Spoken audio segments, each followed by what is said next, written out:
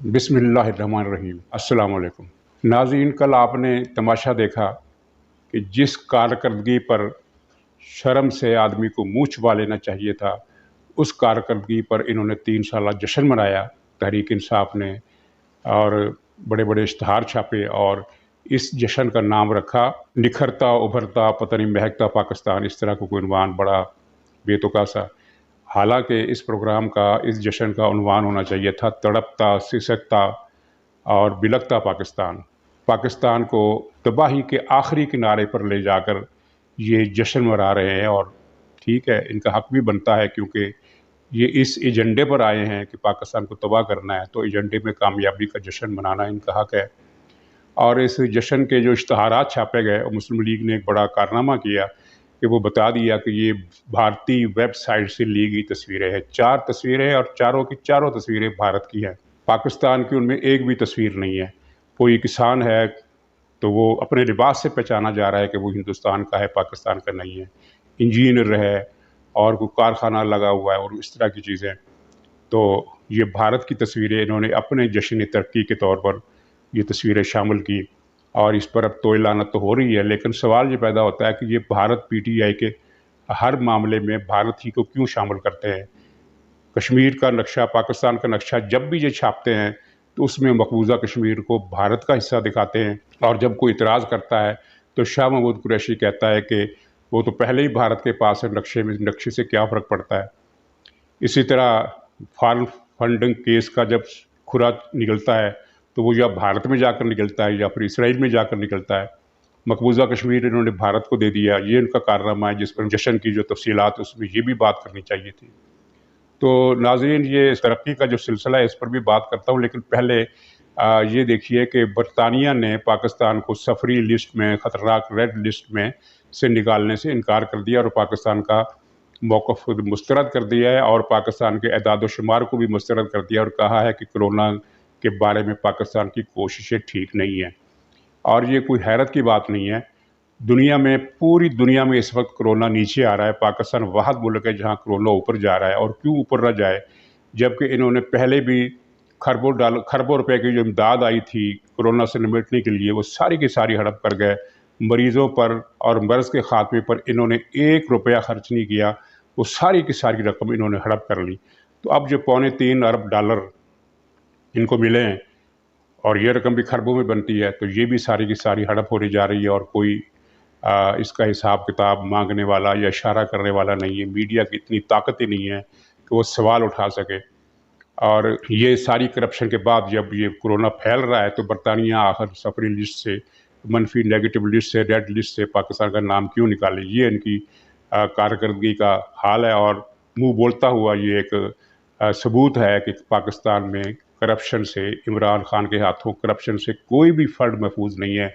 हर fund में इमरान खान ने अपना हिस्सा मुकर्रर कर रखा है। और नाज़रीन, अभी 2-3 दिन पहले जो इमरान खान का सेक्रेटरी और तो ये मावन था मालियात और माशियात के अमूर पर, जो मावन वक़ार मसूद, उसने इस्तीफ़ा दे दिया। वो इमरान खान का वफ़ादार था, और इस वफ़ादारी का सबूत उसने इस तरह भी दिया कि पाकिस्तान की मनफी ग्रोथ रेट को इसने एदाद शुमार के हेर फेर से इस तरह बनाया कि वो 3% पर जा पहुंचा, और जिसका इन्होंने बहुत ढंढोरा भी पीटा कि पाकिस्तान की माशी तरक्की 3% से ऊपर निकल गई है या 3% होने वाली है। सारा झूठ था। पाकिस्तान की माशी तरक्की ग्रोथ है जो वो मनफी है, बदस्तूर मनफी है।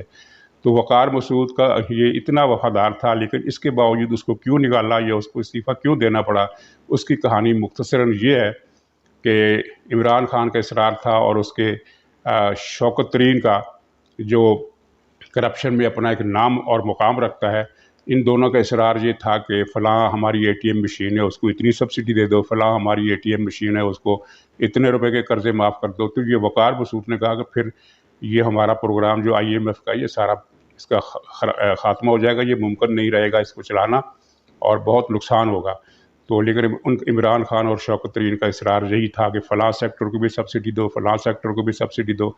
मतलब ये था कि जो इमरान खान की ATM मशीनें हैं, उनको ज़्यादा से ज़्यादा रकम कौमी ख़जाने से, और ये जो बाहर से कर्ज़ा आ रहा है उसमें से मिले। तो फिर जब ये वक़ार मसूद ने देखा कि ये तो मेरे बस में नहीं है, तो अपनी सारी वफ़ादारी के बावजूद उसको इस्तीफ़ा देना पड़ा। इसी तरह उसके साथ ही उसी दिन ये भी खबर आई कि FBR का छठा चेयरमैन भी हटा दिया गया और अब 7वां लगाया गया। तो उसका किस्सा भी यही है कि एफबीआर से जो वसूली होती है, इनका इसरार होता है कि इतना इधर कर दो, इतना इधर कर दो। तो वो फिर ज़ाहिर है इतना, यानी ब्यूरोक्रेट चाहे कितना भी करप्ट हो, वो उसकी एक लिमिट होती है। उसके बाद फिर वो कहते हैं ये मेरे बस में ये कागजात का हेर फेर नहीं रहेगा।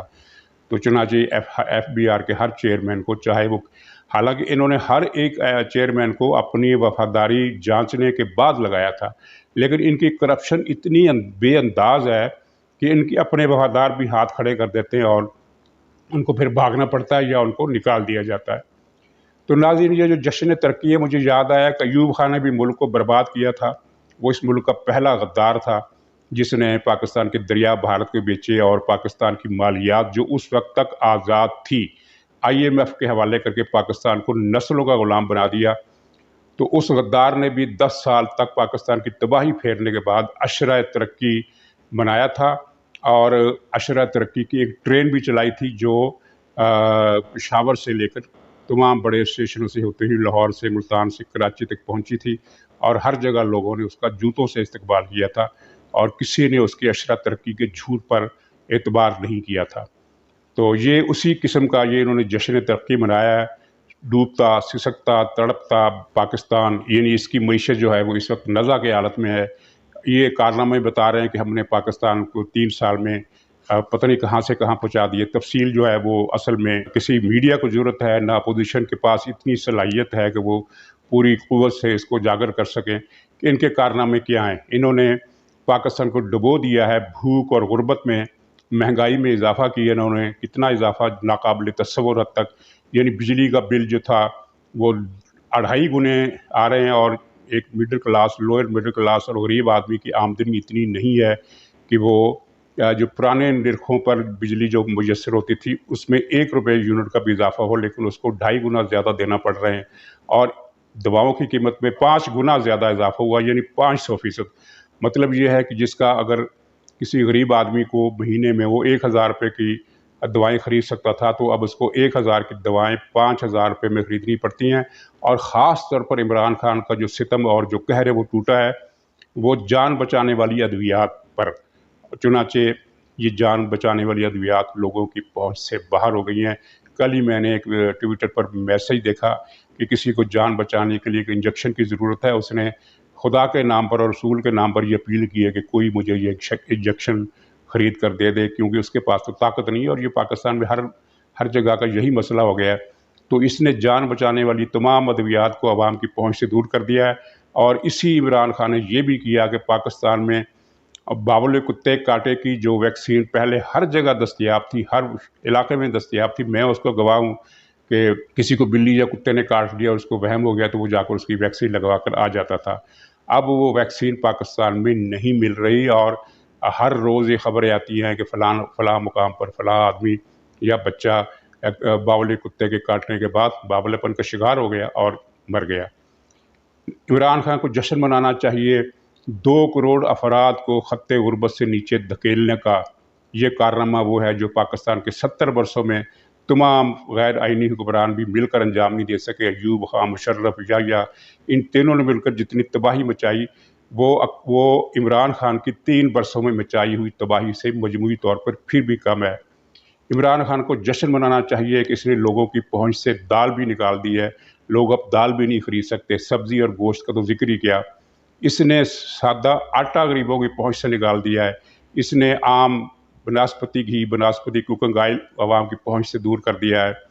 इसने हर चीज़ महंगी कर दी है, कपड़े, बच्चों की किताबें, फीसें और किताबों का खर्चा। अब जो है, अब जो किताब 3 साल पहले 50 रुपये में मिलती थी, छोटी सी किताब, वो अब 100 रुपये में मिलती है। ये इसने किताबों का हाल किया है। इसी तरह इसने वो तमाम चीज़ें जो जिनका लोअर मिडिल क्लास का इन्हिसार होता है आगे बढ़ने के लिए, वो सारी की सारी इसने आवाम की पहुंच से निकाल दी है। इसी तरह इसने माशी हालात में जो तबाही मचाई, उसके अलावा जराइम का अगर देखें, जराइम की सूरत हाल ये है कि इमरान खान के 3 साल बच्चों के कत्ल में खौफनाक इजाफे के 3 साल है। कई गुना ज़्यादा वारदातें बढ़ गई हैं। बच्चे अगवा होते हैं और कत्ल हो जाते हैं, अगवा होते हैं और कत्ल हो जाते हैं। बच्चियों का अगवा इस दौर में बहुत ज़्यादा बढ़ा है। कल ही रोज़नामा उम्मत ने खबर छापी, तफसीली फ़िक्र छापा है कि बच्चियों का अगवा बहुत बढ़ गया है اور ان کی واگزاری ہوتی ہے یا کیا کہتے ہیں اس کو، بچوں کی جو برآمد کرنا، ان کو تلاش کر کے اس کی شرح جو ہے وہ بہت کم ہو گئی ہے۔ عمران خان کے دور میں خواتین کے قتل اور ان کے ساتھ ریپ اور ان کے چہروں پر تیزاب ڈالنا اور ان پر تشدد کے واقعات میں کئی گنا زیادہ اضافہ ہو گیا ہے۔ یہ اس عمرانی ڈاکٹرائن کا نتیجہ ہے جو ریحام خان کی کتاب میں بھی موجود ہے اور جو عائشہ گلالئی کی یادداشتوں میں بھی موجود ہے، اور جس کی تفصیلات وہ نعیم الحق کے پاس بھی تھی جو چل بسا، اور جس کی تفصیلات ان بساط یوسف صلاح الدین کی جو بیوی ہوا کرتی تھی، بہت پہلے کی بات ہے، اس کی انٹرویوز میں بھی موجود ہیں۔ یہ عمرانی ڈاکٹرائن ہے جو پاکستان میں نافذ کیا جا رہا ہے اور کوئی اس کے خلاف بولنے کے لیے تیار نہیں ہے۔ اپوزیشن جو ہے وہ انفرادی طور پر اس کے افراد کوئی نہ کوئی کردار ادا کرتے ہوئے نظر آتے ہیں۔ مثلا شاہد خاقان عباسی بولتے ہیں، تھوڑا بہت وہ آصر اقبال بھی بولتے ہیں، رانا ثناء اللہ بولتے ہیں، مریم اورنگزیب بولتی ہیں، لیکن اپوزیشن کا جو مجموعی طور پر جو اجتماعی کردار ہے وہ ہمیں نظر نہیں آ رہا۔ ملک جو ہے اگر ڈوبا تو اس کے ذمہ دار اگر عمران خان تو وہ ہے ہی، یہ اپوزیشن بھی ہوگی جو اپنا کردار ادا کرنے سے قاصر ہے۔ شہباز شریف کا کہنا ہے کہ میں تو چونکہ اسٹیبلشمنٹ سے مصالحت کا حامی ہوں اس لیے میں کردار ادا نہیں کر سکتا۔ عرض یہ ہے کہ اسٹیبلشمنٹ سے مصالحت اور بات ہے، حکومت کی جو ظلم اور لوٹ مار ہے اور جس طرح وہ ملک کو تباہی کر رہی ہے اس کے خلاف آواز اٹھانا اور بات ہے، اس میں اسٹیبلشمنٹ کہاں سے آ جاتی ہے۔ آپ عمران خان کی پالیسیوں کے خلاف مؤثر احتجاج نہیں کریں گے تو وہ میں نے ڈھاکہ ڈوبتے دیکھا والا منظر ہو جائے گا، اور کسی اور صدیق سالک کو اسی طرح کی کتاب لکھنی پڑے گی کسی دوسرے ملک میں بیٹھ کر۔ ناظرین، یہ عمران خان کل کہہ رہا تھا کہ اپوزیشن فوج کی مدد سے حکومت کا تختہ الٹنا چاہتی ہے، یا فوج کو وہ اکسا رہی ہے کہ وہ حکومت کا تختہ الٹ دے۔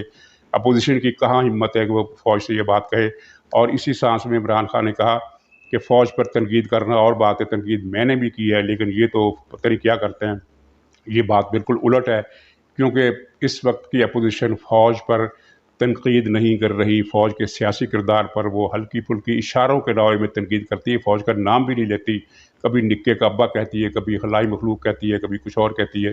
لیکن عمران خان کو یاد نہیں کہ اس نے تو فوج کو باقاعدہ گالیاں دی ہیں۔ اگر یقین نہیں آ رہا تو عمران خان جو اس کی کسی حامی اخبار رویس سے کہہ دیں، پوچھیں، فرمائش کریں کہ جناب عمران خان نے جو فوج پر جو تنقید کی تھی اس کی 2-3 ویڈیوز، زیادہ نہیں، 20-25 سے زیادہ ویڈیوز موجود ہیں لیکن زیادہ نہیں، آپ 2-3 ویڈیوز ہی ٹی وی پر چلا دیں۔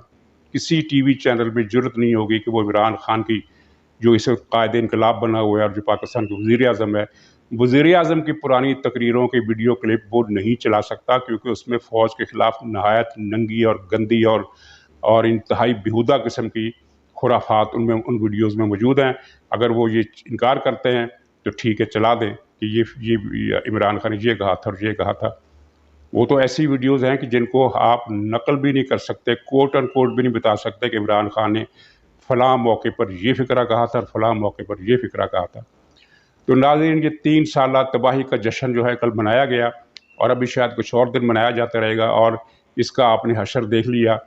سوشل میڈیا پر جو رد عمل آیا ہے وہ ان کے سارے کیے کرائے پر پانی پھیر دینے کے لیے کافی ہے۔ اور لطیفے کی بات یہ ہے کہ انہوں نے کل بڑے شہروں میں بڑی بڑی اسکرینیں لگا کر عوام کے دیکھنے کے لیے بندوبست کیا تھا کہ آپ نے کسی اسکرین کے پاس کسی لوگوں کے ہجوم کو دیکھا؟ کہیں نہیں نظر آیا، اس لیے کہ عوام کی جو نفرت ہے وہ بیان سے باہر ہے۔ اور صورتحال یہ ہے کہ عمران خان یہ سوچ رہا ہے کہ میں کس طرح اپنی حکومت کو دوام دوں مزید 5 سال کے لیے، لیکن اس کو یہ پتہ نہیں ہے کہ اس کے جو اپنے سرپرست ہیں انہوں نے حال ہی میں جو سروے کرائے ہیں ان میں نفرت کا جو گراف ہے وہ گویا کہ اوپر کی جو لکیر ہے وہ اس کو توڑ کر نکل رہا ہے، اور اگر گراف کو اگر آپ نیچے کے رخ کریں تو وہ نیچے کی تہہ کو توڑ کر زمین میں گھس گیا ہے۔ یہ اس کی مقبولیت کے گراف کی حالت ہے۔ تو یہ سارا منظرنامہ میں نے اسی لیے رکھا ہے کہ یہ ریکارڈ پر رہے، اور ساتھ ہی اپوزیشن سے ایک منت ہے کہ اگر آپ نے اب بھی کردار ادا نہ کیا تو پھر ذمہ دار آپ بھی ہوں گے، اور مجھے نہیں لگتا کہ اپوزیشن کوئی خاص کردار ادا کرے گی۔ کراچی کے جلسے کے بعد ہی کہا کچھ فیصلہ، کوئی رائے دی جا سکے گی کہ اپوزیشن کچھ کرنا چاہتی ہے یا صرف یہ ٹویٹس پر ایک آدھ بیان دے کر یا ہفتے میں 2-3 پریس کانفرنس کر کے اپنی ذمہ داری سے سبکدوش ہو جانا چاہتی ہے۔ ناظرین، اسی پر بلا ختم ہوتا ہے۔ انشاءاللہ اگلی ملاقات میں خدا نے چاہا تو ملاقات ہوگی۔ خدا حافظ۔